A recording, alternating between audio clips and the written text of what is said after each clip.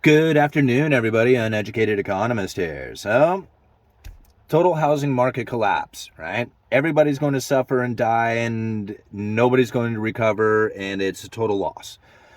I am so annoyed sometimes when I see not only people saying that this housing market is going to be worse than the '08 financial crisis, or that it's the worst right now than the '08 financial crisis when it comes to their particular view. But they don't talk about it as a whole. And this is really what gets me when I hear a lot of people talking about the housing market is, do they really take in every single angle that they could possibly take in, and then to truly understand what it is that's happening within the housing market so that you can make the best decisions for yourself. I think about the house that I purchased 1 year ago. I was nervous about buying that house. I didn't want to do it. It was an expensive house. It was the only thing I could find that was going to suit the needs that I had, and it took everything out of me to get into it. The payments on that house are slightly more than renting a single bedroom apartment in my area. Okay? This is something to think about. It was a lot to get into it, but the payments on that house are literally like $200, $300 more than the rent on a single bedroom apartment. So when I think about what it is that's going on inside of the housing market, and I listen to different people's perspective on what they feel is taking place in the housing market, very few people seem to take on an entire view from all directions, because that's really what's happening within any part of the economy, any market, anything, is that it's different people's perspectives. Your view is going to be different from my view. And so when I think about when you are looking at the housing market and you are a home builder and you're thinking about the foot traffic coming into buying homes right now, and you are not very eager about buying homes, then yeah, your report about the home market, the housing market, is going to be pretty bad.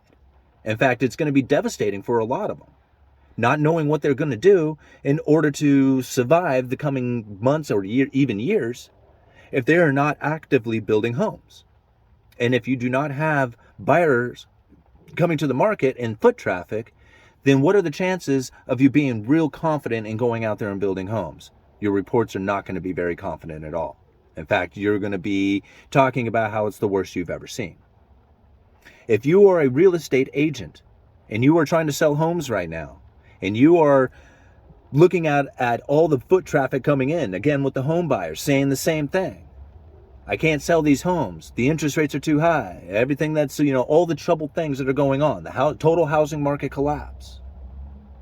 You look at it from the mortgage lenders, same thing. We're not writing as many mortgages. We're not rewriting, turning over mortgages, doing refinances. I mean, if you were a mortgage lender and you're looking at the housing market, total housing market collapse. Same thing. Real estate agent, mortgage lenders, home builders, everybody who's within the industry is going to be saying the exact same thing, and total housing market collapse. Now, we think about it.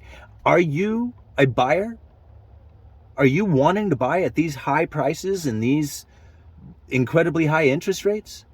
High prices, high interest rates, a buyer? No, right? Not coming to the game. Total housing market collapse coming, right? Not even involved. So from all these views, yeah, you would think about it. Man, this is definitely a housing market collapse. I keep hearing all these people talk about it. Well, then you think about it, look at it from the home owner's perspective. There's people who own these homes who got them in at very low interest rates. They refinanced at a very low interest rate. They are sitting tight on those homes. They're not worried so much about it going underwater. They're more worried about whether or not they're going to have a job to make the payment. Because the chances of them getting out of that house and then getting into another one right now is very slim. So they're going to hold on tight to those homes. They're going to hold on tight to those mortgages at a low interest rate. To them, they hear the chatter of a housing market downturn, so they're sitting tight. They're going to be comfortable. They don't need to sell. Whatever happens, happens. Like, how many homeowners have you heard say that? This is my place where I live. I don't plan on moving. I don't care if it sells. I don't care what happens as long as I can make my payment. Right? And the payment is as much as rent. Why wouldn't you make your payment unless you lost your job? and an incredibly hot jobs market. So we look at the mortgage lender, and it was just like, yeah, I would be nervous if I was you too. High interest rates, very few homes selling.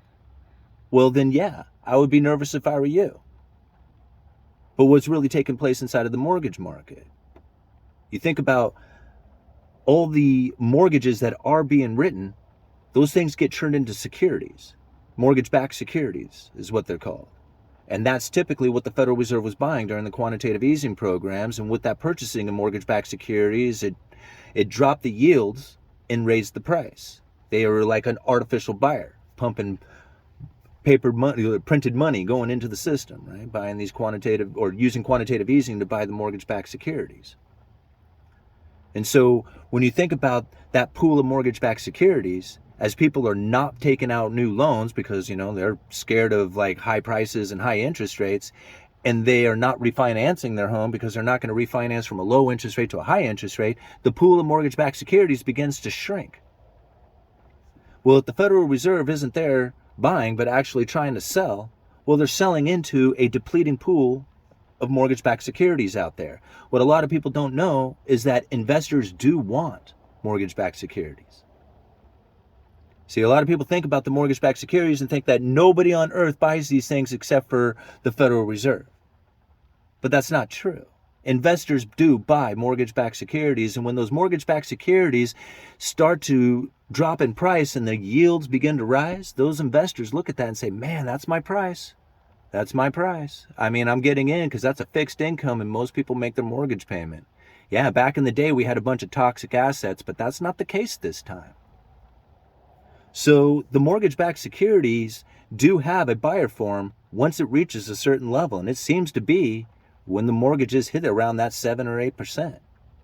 No matter what the Federal Reserve does or says, the Federal Reserve is threatening it's more. We're going to lift interest rates another 0.5 point. We're going to keep lifting them. Going into the future, we have no intentions on turning them around. What happens to the mortgage market? It goes but it stays flat, right? It deviates around. It has a little fluctuations to it, but it's not jumping up along with the Fed funds rate. It shot up 3 months ago and it basically went flat, even went down in sometimes. You look at those who are actively participating in earning money within the housing market, and to them, it's a crash. But when it comes to prices, we have nobody, I shouldn't say no, home builders are not eager, so we're not going to have the new inventory coming from home builders. Home owners are sitting tight because they don't want to get out of what they have that is quite fortunate for them at this point. Right? Unemployment hasn't started to rise yet. I know the Federal Reserve is looking for it. So when people tell me there's going to be a total housing market collapse, please explain it to me. Send me an email explaining and arguing against everything that I say about this stuff. I'm not trying to say that there isn't going to be a total housing market collapse. For those who are in the industry trying to earn money from it, yeah, to them it's a total housing market collapse. For everybody who has purchased, got low interest rates, have a decent job, who are sitting now tight on their houses, they're sitting in a good position. And those who haven't purchased, who are thinking that there's going to be a downturn coming into the future, well, think about what rents are going for. There's institutional investors who are just itching with cash to buy those homes. You're going to go compete with them with an interest rate. They want to buy that thing for cash and then rent it out to you for the same price that you could practically buy it for. That's what's going to happen. The separation between the rich and the poor, it doesn't go the other way. Look at it only happens in a crash. Does it ever go the other way? In a total crash. So total housing market crash or more separation between the rich and the poor? What do you think is going to take place? Uneducated Economist, you let me know.